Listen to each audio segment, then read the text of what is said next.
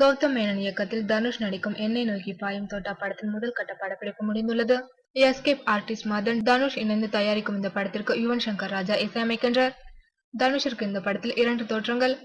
கச்சிதமாக ஷேவ் செய்த முகத்துடன் ஒரு தோற்றம், அடுத்த இன்னொரு கெட்டப் இருக்கிறதா கேட்டால் சஸ்பென்ஸ் என்கிறார் கௌதம் மேனன். தனுஷை இதுவரை பார்க்காத புதிய தோற்றத்தில் பார்க்க போகின்றீர்கள். அந்த கெட்டப்பிற்கு ரெடியாகத்தான் இந்த இடைவெளி என்கிறார் கௌதம். என்னை நோக்கி பாயும் தோட்டாவின் முதல் ஷெட்யூலில் பெரும் பகுதியை துருக்கியில் படம் எடுத்துள்ளனர்.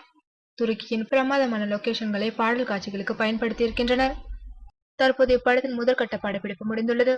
தனுஷ் 2 வேடங்களில் நடித்து வரும் இந்த படத்தின் முதல் கெட்டப்பை சமீபத்தில் படக்குழுவினர் வெளியிட்டனர். இந்நிலையில் தனுஷிற்கு வில்லனாக இந்த படத்தில் இயக்குனர் கௌதம் மேனனை நடிக்க இருப்பதாக கூறுகின்றனர்.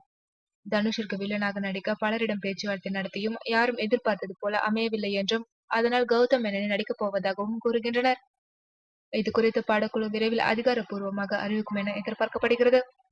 முன்னதாக எஸ்.ஜே. சூர்யாவை இந்த படத்தில் வில்லனாக நடிக்க வைக்க பேச்சுவார்த்தைகள் நடைபெற்றது குறிப்பிடத்தக்கது.